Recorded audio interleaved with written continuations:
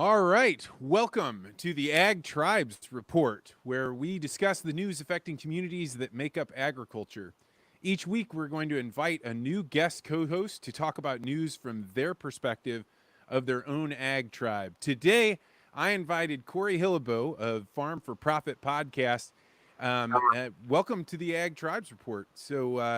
I chose you because I decided that if this thing were gonna just crash and burn, I would want a ride or die homie like you to blame it on. So welcome, Corey. Thank you for having me, Vance. I'm a great test dummy for these type of things, and if every time we've tried to live stream something like this, there's usually several fires to put out. So far, so good. I think it looks like we're live, so this is going to be fun.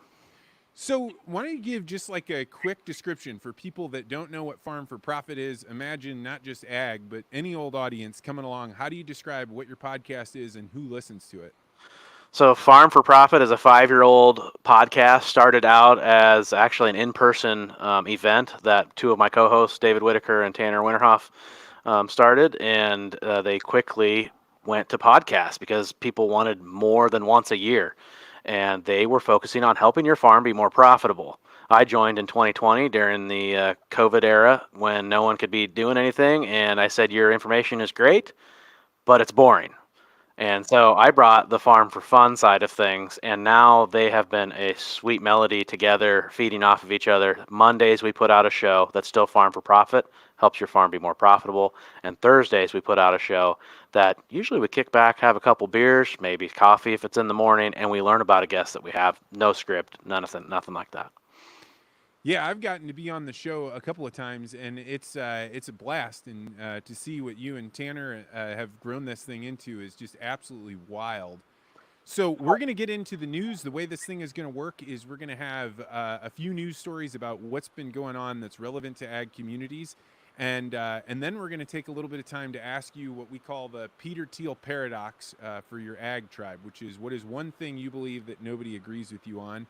And then we're going to wrap out with pointing out somebody from social media that you think is somebody that people should pay attention to, and then we'll talk a little bit more about your show. So before we get started, I want to talk about today's sponsor, which is Legacy Interviews. Legacy Interviews is a service that video records individuals and couples sharing their life stories so that future generations have an opportunity to know their family history.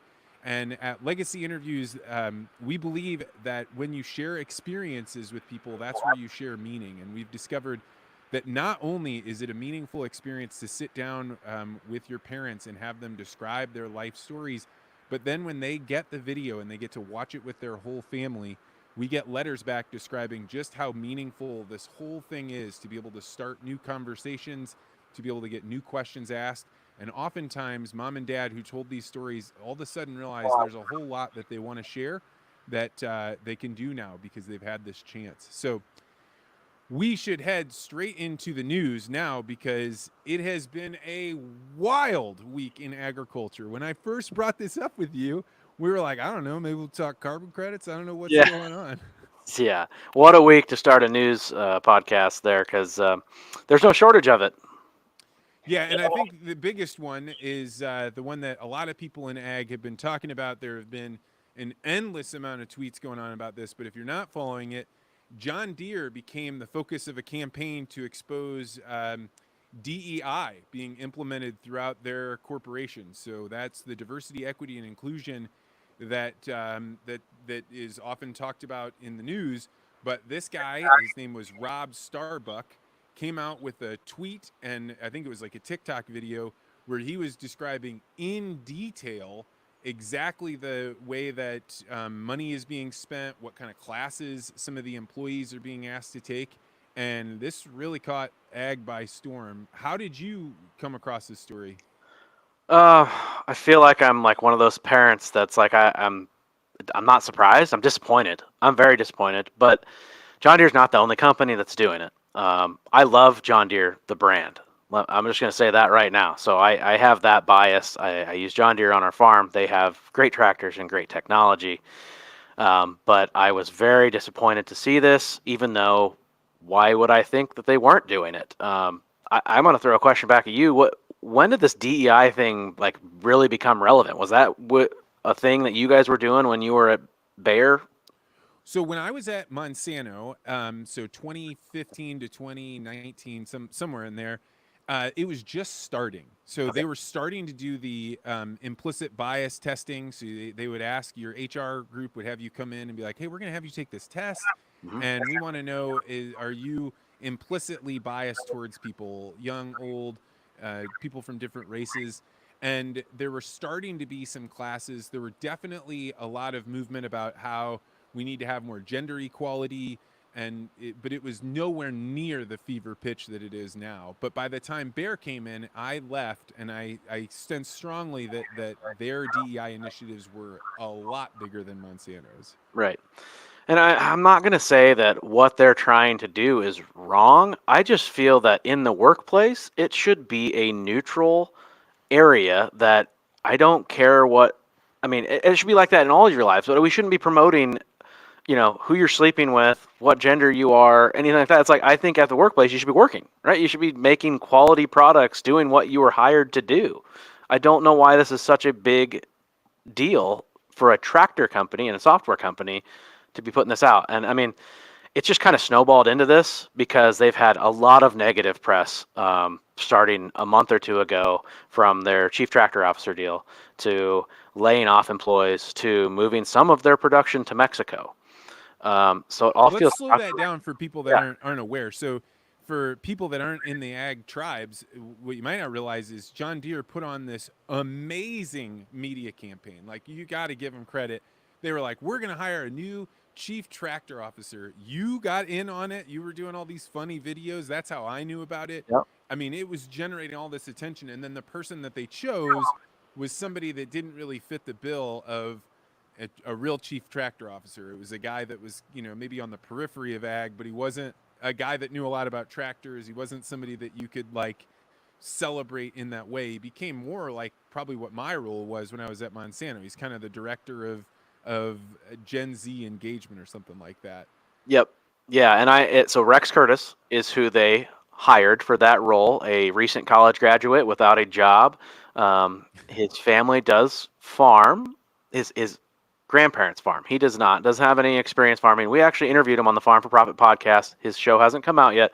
Rex is a good dude. He's a good dude. I'm not faulting him, but Ag did feel like they kind of got their back turned on them by John Deere. I think John Deere just kind of bait and switched and didn't deliver. They should have just said they wanted to connect with Gen Z, and they were going to hire, like you said, the director of Gen Z engagement instead of the chief tractor officer on a guy that probably doesn't know much about tractors. Yeah, because when Monsanto hired me as director of millennial engagement, I had even less interaction with ag than that guy did. But the difference was there was no implication that it was coming from ag or that I was going to do that. And then after that, then they announced that they're going to have 6,000 layoffs, and so people went from mocking them about the way they were doing this media campaign to then being upset that they're moving these jobs down to Mexico. And then this thing with Robbie Starbuck comes up. So I wanted to do a little bit of research on this because I had seen that TikTok video, and I thought, this is a guy that clearly understands how this whole game is working inside of corporate America. So this is probably not the first time he's targeted somebody.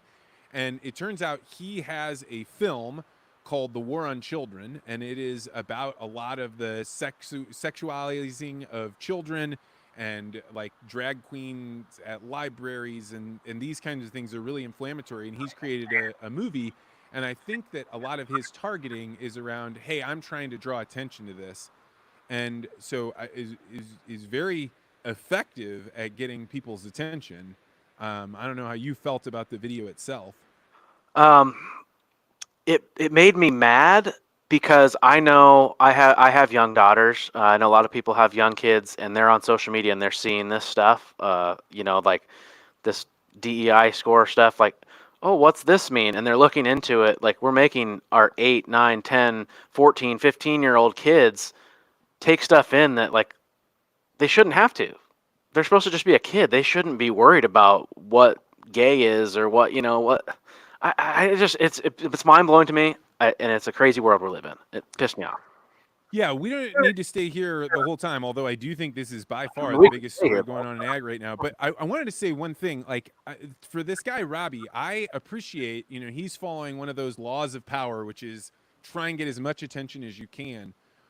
And he's pushing back on something that a lot of us that are independent think, hey, I want to see corporations not doing this stuff. I don't want to see it pushed in. I wouldn't want to work in a company where they were making me do these DEI things. But the flip side of it is he's doing it by rounding up a mob. Mm-hmm. And mobs, in my opinion, are the most dangerous force on earth.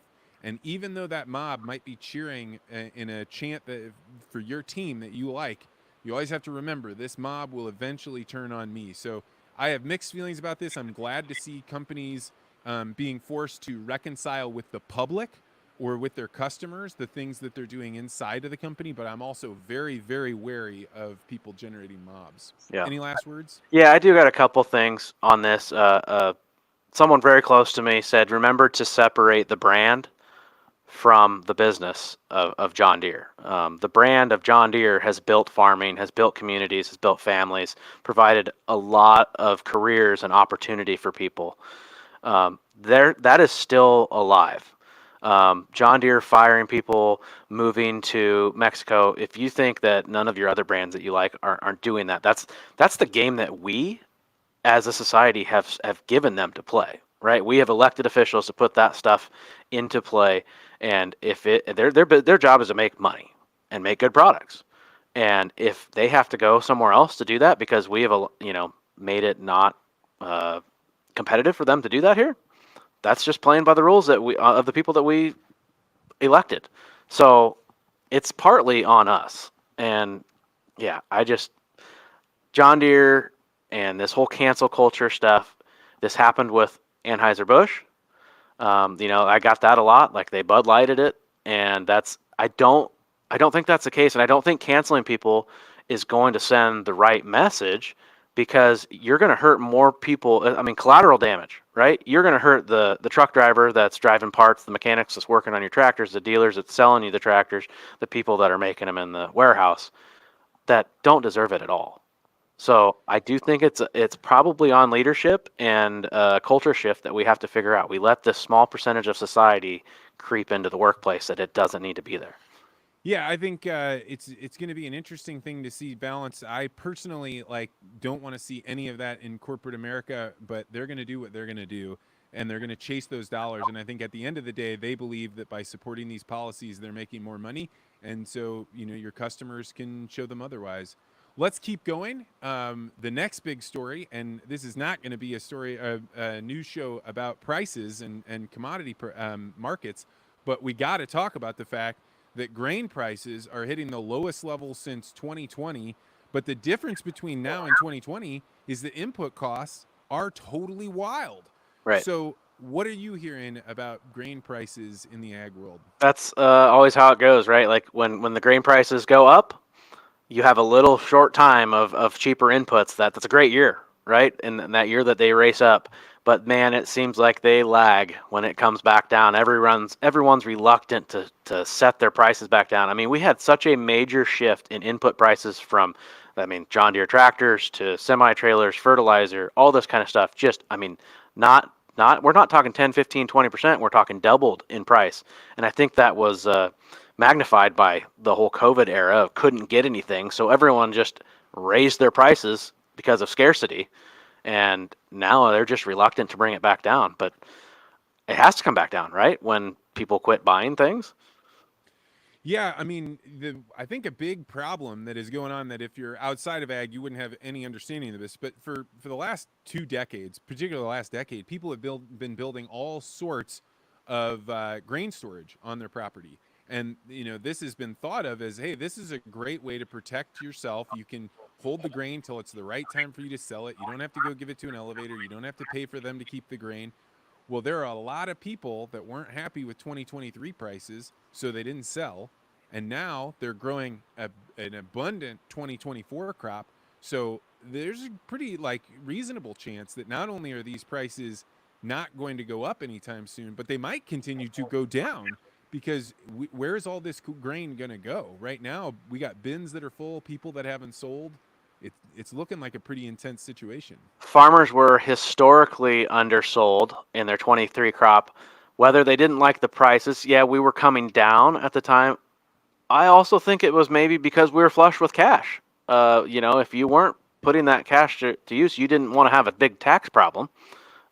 So people were undersold, and now we're getting caught with our pants down a little bit, and it's not a fun thing. Markets are an attitude, and it feels bad right now. I mean, constantly down daily, and even us, we felt like we sold pretty good on our farm, but we still have those bushels at the end that you want to make sure that you have them in your bin before you go let them go to town, and it doesn't feel good hauling sub $4 corn to town. I can tell you that right now. Yeah, I mean, I think there's going to be a lot of people come, the fall where they're going to say, "Hey, in order to make my cash flow work, I have to sell. Like I can no longer hold on to this and hope that that price is going to go up."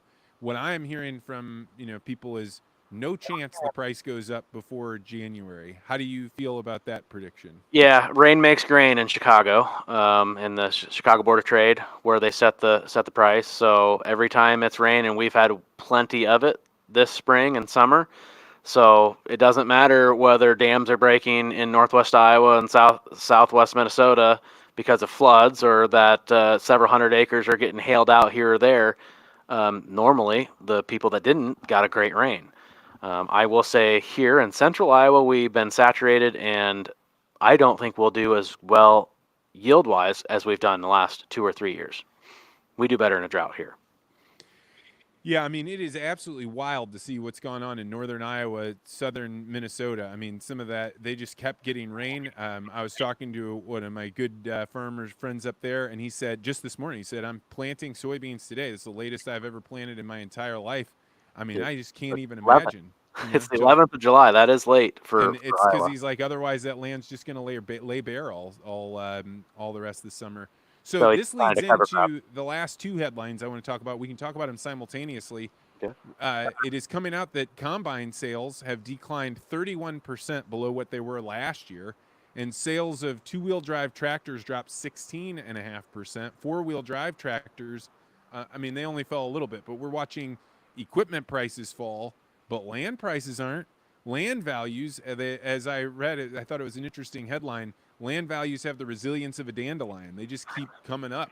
Yeah. So what is going on? What do you think about low equipment prices, low sales, and high land prices? Well, first of all, as an agronomist or an agronomy background, I want to say dandelions aren't that resilient. They do keep coming, but like I'm talking about the one that won't die, and I'm thinking like Palmer amaranth, Yeah. or something like that. But anyway, it is crazy. Equipment is probably the most liquid asset, right? So I think that's just the one we're going to see first, right? It's easy. It's easy to let that go. You have maybe two tractors, or maybe you traded a tractor when times were good and you didn't want to trade the one off. You trade the one off. You bought a tractor, didn't want to trade the one off, and now it's time. Okay, things are getting a little tight. Yeah, I guess I don't need that extra tractor, and now you're going to take a bath on it because like you said, 30%, whatever, down. But good stuff still selling good. The land side of things, though, I think is being propped up by a lot of cash reserves, a lot of 1031 exchange, which 1031 exchange is basically a way to skirt capital gains taxes. We're talking a lot of money here. And if you sell a piece of farmland and you reinvest that into a like-kind exchange, you can kick the can down the road. You're not paying taxes. It's going to be paid eventually, but Yeah, and with that 1031, there's time pressure. You can't just be like, well, I'm going to one day rebuy land. I mean, you have, I don't even know what it 45 is. days to declare several properties and that you potentially might buy, and 180 days to get closed. So, you got a half a year basically to shit or get off the pot. I think you're also competing because the entire world knows that your money is being inflated away. So there's more and more hedge funds. There's more and more private equity going into land prices, because if there's one thing is that scarce things are valuable and land Yep. is scarce, and so even if they're not planning on farming that land, they don't have any intention. It is a way to make it so your dollars aren't just having their value burned off in the furnace that is inflation. Right. My co-host Dave sells land and would tell you, don't wait to buy land and wait. It'll always go up. Land is a store of wealth. Think of it as like gold. If you don't know, much about land, it's a great hard asset that you can own. There's plenty of things you can do with it. You can mine aggregate, you can farm, you can put houses on it if you really want, or all of this solar and all that other crap. There's so many uses for it, but it's not a commodity. They're not making any more of that. Yeah, and Tractor. I would say in that respect, I would say if you can't buy land because it's just too much for you, go buy Bitcoin because it's the only other thing that is so scarce. Yeah. All right, that's the end of the headlines. I'm glad I got my Bitcoin There we go. pump I in like there. a little. We could talk about that too. So what I want to do now is switch to the Peter Thiel paradox, the Ag edition. So if you're a listener to the Vance Crowe podcast, during certain interviews, if I've had a good conversation with somebody, because not everybody can handle this question, Right. I ask the question, what is one thing that you believe that almost no one you know agrees with you on? And since we're talking about the Ag tribes, there's got to be something that you believe that everybody else in your tribe disagrees with you on. And I think this is a really tough and interesting question. It's an interesting question because it proves you're not an NPC. You're not just like sitting there just doing whatever the world tells you to think. But the challenge of this question is you have to first say something that I disagree with or that everybody disagrees with. So that's the first hard part. And then once you do it, you have to give an answer that explains why your perspective is right. So I'm interested to hear your Peter Thiel paradox, and then I'm going to give you a rating on it afterwards. And we'll keep that It's already going to be going. bad because I didn't think about a title for it or like something to make you disagree with. I was just going to go into my rant about it. But let's see. The farming community shouldn't just romanticize farm families, the American dream farm families of what we think about during farm families. Let's say that. And I'm going to go into why. I feel like, so I'm going to just go, I'm happily married. I have 2 kids, love my wife. I do not live on the farm that I farm. I actually live in a small town that's actually between where our pigs are and the family farm. So I'm like perfectly in between.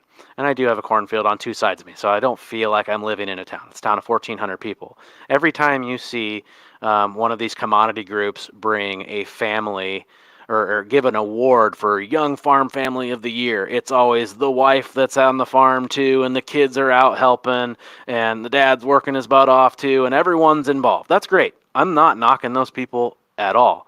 But I have a non-traditional family, is what I would say. My wife didn't grow up on a farm. She's a nurse. She works in town. The life that we live in town is kind of great. I have this disconnect when I leave the farm that I'm not dragging it home with me.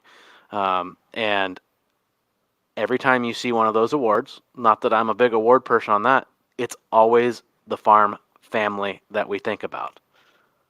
So I don't know. We need to normalize non-traditional ag families. Like, it's okay that the wife doesn't give a crap about the farm, or maybe the wife is the one on the farm and the husband's got a job in town or stays home with the kids. Like, we're just normal people too, man.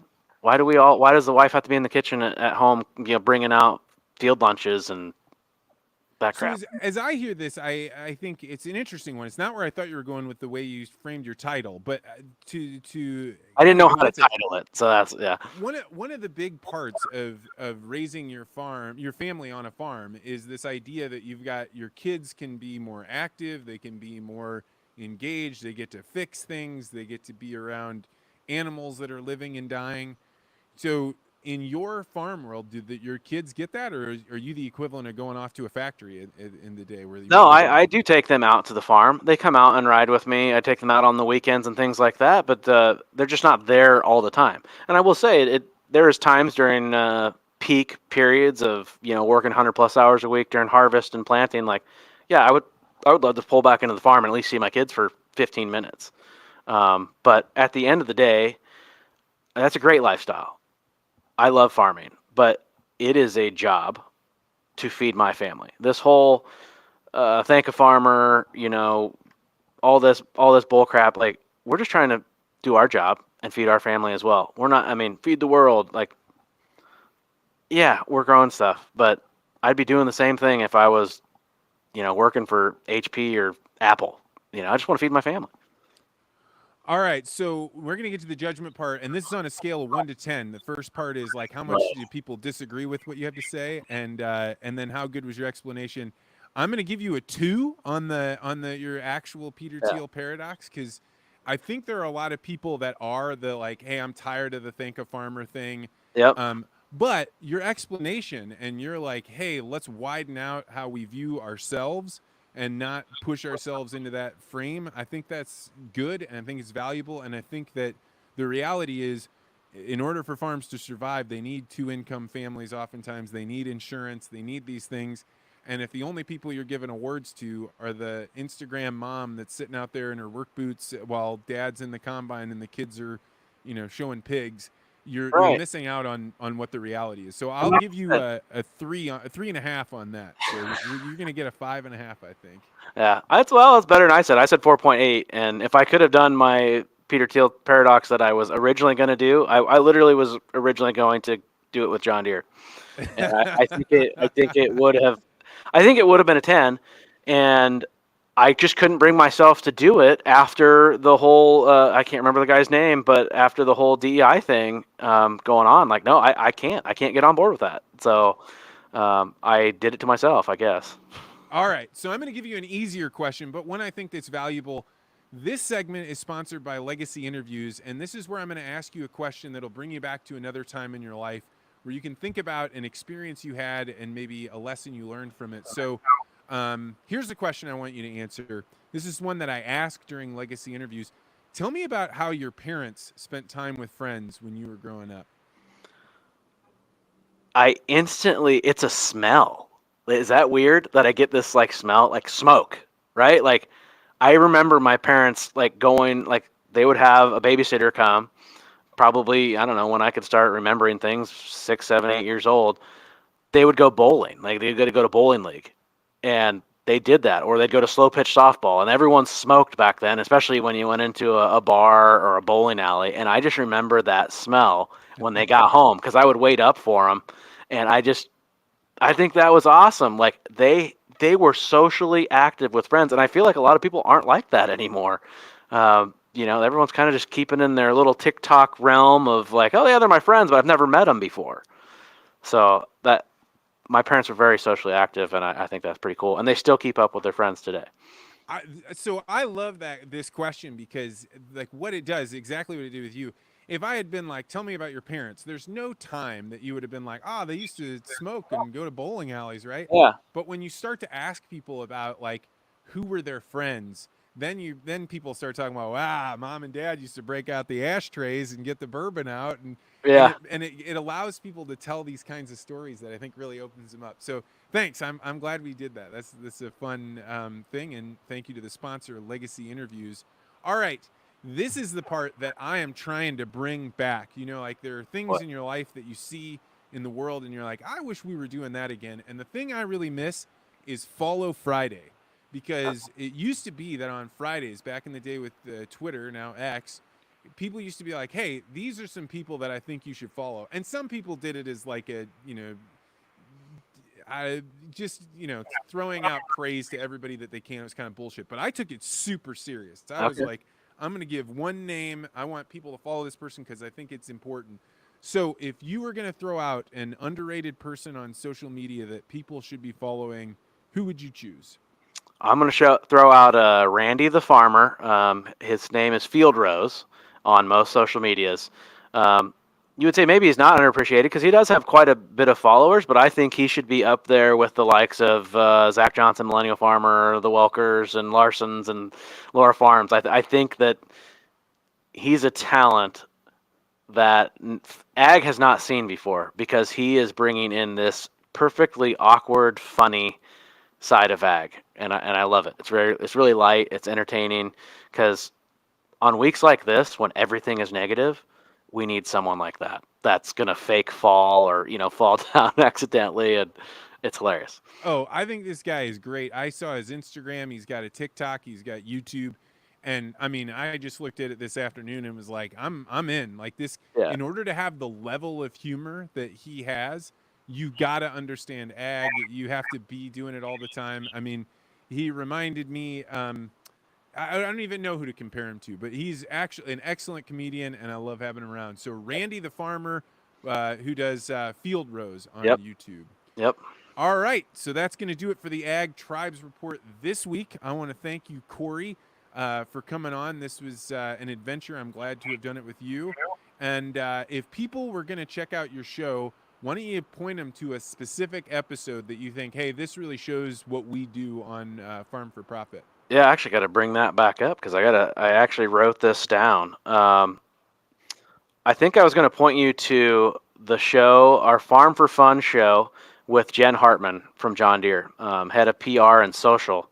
I'm sure her job is extra busy right now. And I don't have the exact date, but Farm for Profit, the number 4, farm, it's right here, Farm for Profit, on any Spotify, Apple, YouTube, find us anywhere on all the socials, and go back to like early June, late May. And it's one of our Farm for Fun shows. It was our second time talking to Jen. She is just a sweetheart, a tremendous person, and means well. And I've been thinking about her a lot lately, and I hope she can get through the bad times of John Deere right now. Yeah, I have to say, like, her job must be one of the hardest in ag right now. And as somebody that was at Monsanto when all kinds of crazy stuff went on, I brought Jordan Peterson and that blew up. Like, you're just a person doing a job, and the ag tribe, the ag world is, puts so much focus on you. It's a ton of pressure. So good on you, Jen. Good luck out there with all the chief tractor officer and the all the craziness with the DEI stuff. Good luck out there. I want to point out an episode from that I did recently with a physicist named Nick Cizik. Nick created a company called Farm Test, and it's a fascinating thing. It is actually helping farmers to be able to do scientifically valid tests on their fields with their own equipment that they already have. So if you've got an input salesman that keeps coming to tell you that you got to use this fungicide or you got to use more nitrogen, he'll actually allow you to run randomized tests on your own fields for a year or two, and then you can say, hey, this works, or no, it didn't work. So that was Nick Cizik. It was just this last week on the Vance Crowe podcast. All right, man, I want to thank you so much for coming on here. And one quick note, this is a little bit of a housekeeping note. If you are listening to us on Twitter or YouTube, that's great. There is an app called the Fountain app, and the Fountain app will actually allow you to do what's called value for value. So you can get Bitcoin, small amounts of it, and you can just stream it to the people that the podcast that you're listening to. So you could say, I want to give 10 Satoshis per minute, which is, less than a penny, far less than a penny. And these Satoshis go. So if you listen to 10 minutes, then you give them 100 Satoshis. I use the Fountain app. I think agriculture is definitely an area that should be using Bitcoin. And this is a good way to get an introduction, because what Fountain does is they give you Bitcoin for listening. So you can get that Bitcoin and then share it with people. So I just wanted to throw that out there. Any closing words, Corey, before we sign off? I want to know if you've made one Bitcoin yet. Oh, from streaming? Yeah. No. No, thanks for having me, Vance. Hopefully we didn't burn it down too good. I'm sure this was a great test run, and everything from here on out is going to be great. So. Yeah, and I'll be very open to telling me who is an ag tribe leader, somebody that's running a podcast or doing a great bit of entertainment out there. Let me know so I can bring them on and have them be a co-host. Thank you so much, Corey. Thank you.